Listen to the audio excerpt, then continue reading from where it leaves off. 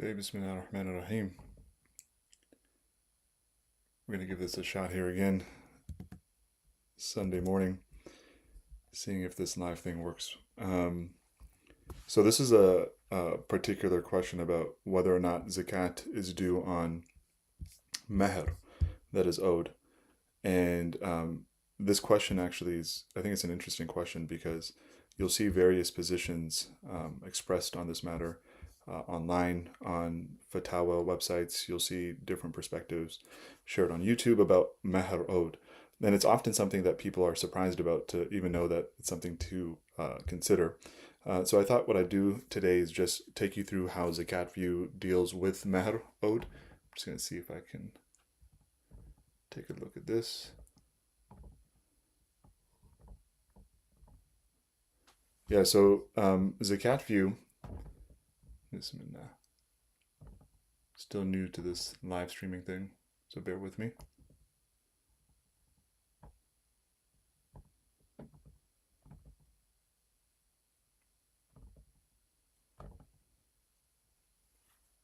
All right, cool.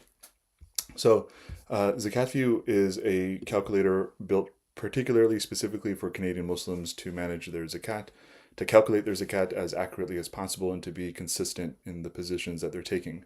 Zakat View emerges in this, what you might call a uh, multivocal environment that Muslims live in, where you're going to be hearing positions, various positions about what is the accurate way to calculate your zakat.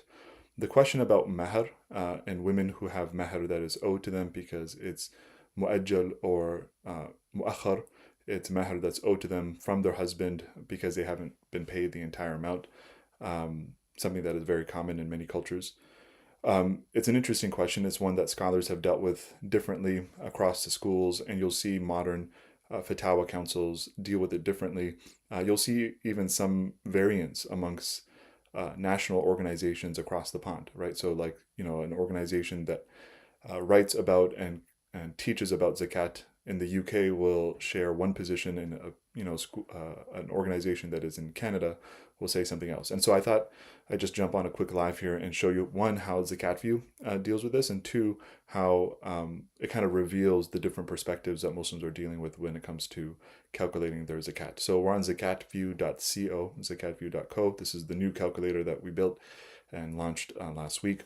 We're going to click on calculate your zakat. And then the first thing that you'll be asked is, what kind of wealth do you have? So to make things simple for this demonstration, we're just going to select cash on hand, and we're going to select money owed to you. And when you select that, you'll see that there are two options here. The first option is money you've lent to others and mahr that you're owed. And we're going to skip money you've lent because the positions on that are, connected to the mahr question, but they're also they're a little different as well. So the mahr is a particular type of money that you're owed, and you'll see how the scholars kind of deal with this differently. So we're going to click next. Then you'll be prompted to set up your calculation. You always have to do this whenever you're calculating your zakat. You have to specify whether or not you're using the Hijri calendar, the lunar calendar, or the solar calendar to calculate your zakat. So we'll click on Hijri for now. Which standard you're using, which threshold you're using to determine whether or not you have to pay zakat, what the zakat minimum is. And so we'll go with the gold standard. Click next. Some slight difference amongst the schools between how much the gold standard is. We'll click next. We'll say now it's asking us how much cash we have on hand, meaning like money we have at home, cash, right, in a wallet or stored away at home, for instance.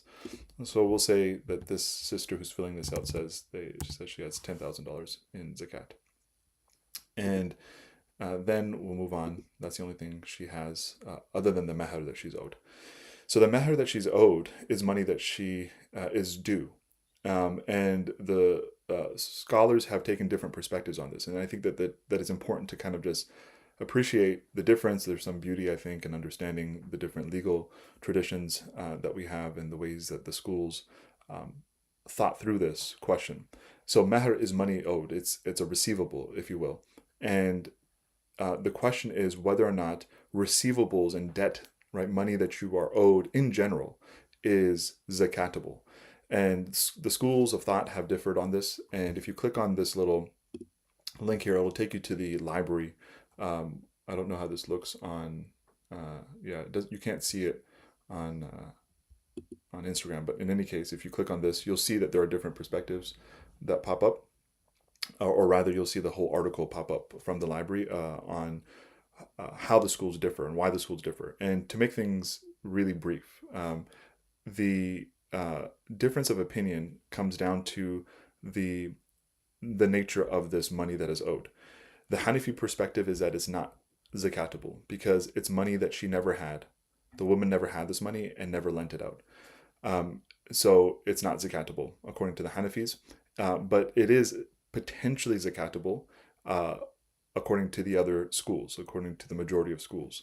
And you'll see that there's, again, a cascade of differences if you click on that. So if you click on zakatable here, you'll see that the schools differ on whether or not she actually calculates and pays zakat on her mahr year by year, and potentially accumulates, a zakatable bill or a zakat bill every year, or if she defers that payment or just tracks that payment until she receives it. In other words, if she clicks on the Hanafi and Maliki position, the Hanbali and Maliki position, this is the perspective and the opinion that she only pays 1 year of zakat upon receiving the mahr that she's owed.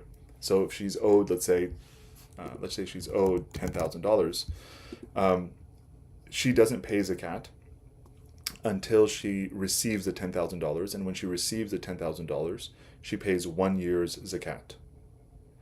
The Shafi'i position is a little bit more nuanced. If the mahr can be received today, like it's collectible today, then there is one perspective, which is that you pay zakat on it because it's money that you could have in hand. And if it's not, because let's say there's some delay or there's some other challenge with it, if you click no, then the one option is to defer. You calculate it, but you defer paying it until you receive it. These are perhaps the more complex options here. If you click on payment when received, zakat is not due this year. It is due upon receipt, but just for 1 year. If you click on not zakatable, well, then nothing is due. And if you are not sure, the position that the calculator takes, if you click on I am not sure, is the Hanafi position, which is that it's not zakatable. And this is also the position that is echoed by Dar al-Ifta al-Misriya on their public website, in which they respond to the question by citing the Hanafi position. So mahr owed, money that's owed to you, mahr that's owed to you rather, is potentially zakatable depending on the position that you take, but of course there is that position that the Hanafis take, also echoed by National Zakat Foundation in the UK, that it is not zakatable. So you do not add it into your zakat calculation. And interesting note, there are other organizations. So for example, the General Fatwa Department in Jordan takes a Maliki position, that it is the Maliki and Hanbali position that it is zakatable. The National Zakat Foundation in Canada similarly takes that position. So there are different perspectives here. It's important that you have clarity on which position you're taking, that you're consistent, and that your calculation, your zakat calculation, is coherent year by year. Assalamu alaikum.